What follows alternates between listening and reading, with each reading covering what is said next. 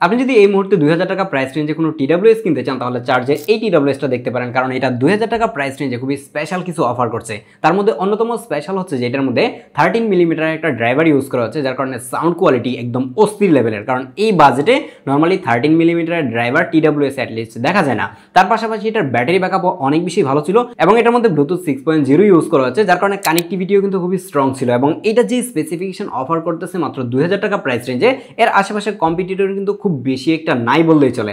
এবং এই টিডব্লিউএসটা হচ্ছে একটা চার্জেরই, হ্যাঁ এটার ব্র্যান্ডের নামই হচ্ছে চার্জ এবং এই হচ্ছে এটার বক্স এবং এটার মডেল হচ্ছে যে নেক্সট বার্ড। এই ব্র্যান্ডের নাম হয়তোবা অনেকেই শুনেন নাই এবং চার্জ বাংলাদেশ মার্কেটে রিসেন্টলি এটা রিলিজ করেছে এবং আমাকে টেস্টিং পারপাসে পাঠিয়েছে এবং আমি বেশ কিছুদিন টেস্ট করে দেখলাম যে বাজেট অনুযায়ী বাজেট অনুযায়ী অনেক কিছুই ভালো অফার করতেছে। টুকটাক কিছু ল্যাকিংসও পেয়েছি যেগুলো নিয়ে আজকের ভিডিওতে কথা হবে। এই ভিডিওটা সম্পূর্ণ দেখার পর যদি আপনি চিন্তা করেন যে চার্জের এই টিডব্লিউএসটা আপনি কিনবেন, তাহলে ভিডিও নিচে ডেসক্রিপশনে দেখেন যে চার্জের ওয়েবসাইটে দেওয়া রয়েছে। তাছাড়াও আপনি কিন্তু এই চার্জের বার্ডসটা আপনি রকমারি কিংবা দারাজ অথবা স্টারটেকের মতো অনেকগুলো অনলাইন প্ল্যাটফর্ম থেকে কিন্তু আপনি এগুলাকে কালেক্ট করতে পারেন। সকল কিছু ডিটেল আমি ভিডিও নিচে ডেসক্রিপশনে অ্যাড করে রাখবো। চলুন শুরুতেই শুরু করি এটার বক্স কন্টেন্ট দিয়ে। নর্মালি টিডব্লিউএস এর বক্সগুলো এত বড় হয় না, অনেক পিচ্ছি হয়ে থাকে এবং এই বক্সের গায়ে দেখেন যে প্রচুর পরিমাণে স্পেসিফিকেশন লেখা রয়েছে এবং এর পিছনে রয়েছে, এগুলো নিয়ে আমরা একটু পরেই কথা বলবো। দেন যদি আপনি বক্সটাকে ওপেন করেন তারপরে এই জায়গায় দেখতে পারবেন যে আরো হিবিজিবি অনেকগুলো স্পেসিফিকেশন রয়েছে। মানে এই টিডব্লিউএস এর মধ্যে আপনি যা যা পাবেন সব কিন্তু বক্সের মধ্যে লেখা রয়েছে। এটাকেও যদি আমরা ওপেন করি তারপর এই জায়গায় শুরুতেই কিন্তু বার্ডসটা পেয়ে যাচ্ছি এবং একটা পাচ্ছি হচ্ছে ইউএসবি A to C কেবল, যেটা দিয়ে এটাকে চার্জ করতে পারবেন, যদিও কিনা এটা ম্যাক্সিমাম মানুষজনের লাগে না।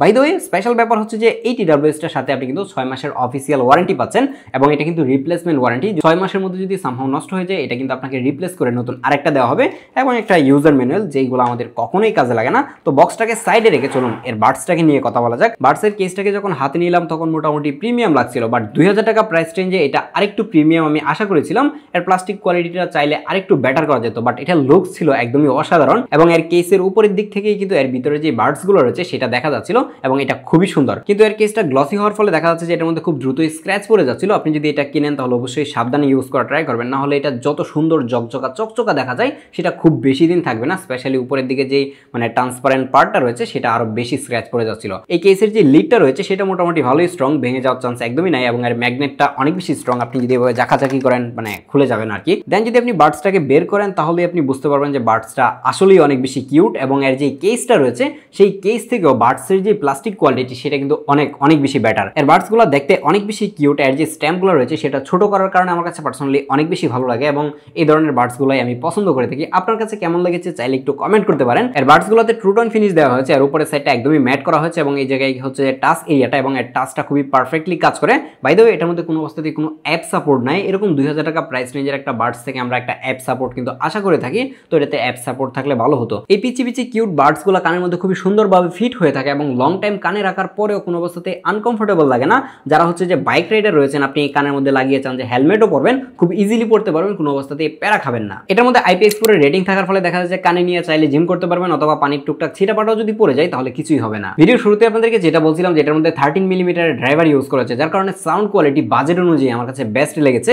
যারা হচ্ছে অনেক বেশি বেস পছন্দ করেন, যেহেতু এটা সিগনেচার হচ্ছে বি শেপের, যার কারণে সাউন্ডের মধ্যে প্রচুর পরিমাণে বেস দেখতে পাবেন। শুধু বেসই না, বেসের সাথে সাথে আপনি ক্লিয়ারিটিটাও খুবই ভালো পেয়ে যাবেন এবং দেখা যায় যে মিউজিক সেপারেশনটাও খুবই ঠিকঠাকই ছিল।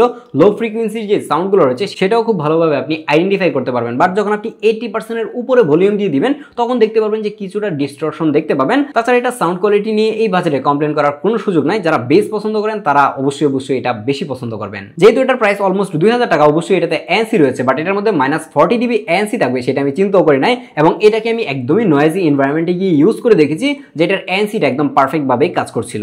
এই ধরনের TWS এর আরেকটা মোস্ট ইম্পর্টেন্ট পার্ট হচ্ছে মাইক্রোফোন কোয়ালিটি। আর এখন যে সাউন্ডটি শুনতে পাচ্ছেন সেটা কিন্তু এই মাইক্রোফোন দিয়ে রেকর্ড হচ্ছে, মানে এয়ারবাডস এর মাইক্রোফোন দিয়ে। সাউন্ড কোয়ালিটিটাও আশা করি একটা আইডিয়া করতে পেরেছেন এবং এটা দিয়ে আমি আউটডোরেও কথা বলে দেখেছি, অপর পাশে ঠিকঠাক ভাবে কিন্তু কথা শুনতে পাচ্ছিল। নাও কথা বলা যাক এটার ব্যাটারি ব্যাকআপ নিয়ে। এর যে বাডস গুলো রয়েছে সেটার মধ্যে 35 mAh করে ব্যাটারি দেওয়া হয়েছে এবং এর যে কেসটা রয়েছে সেটার মধ্যে 300 mAh ব্যাটারি দেওয়া হয়েছে।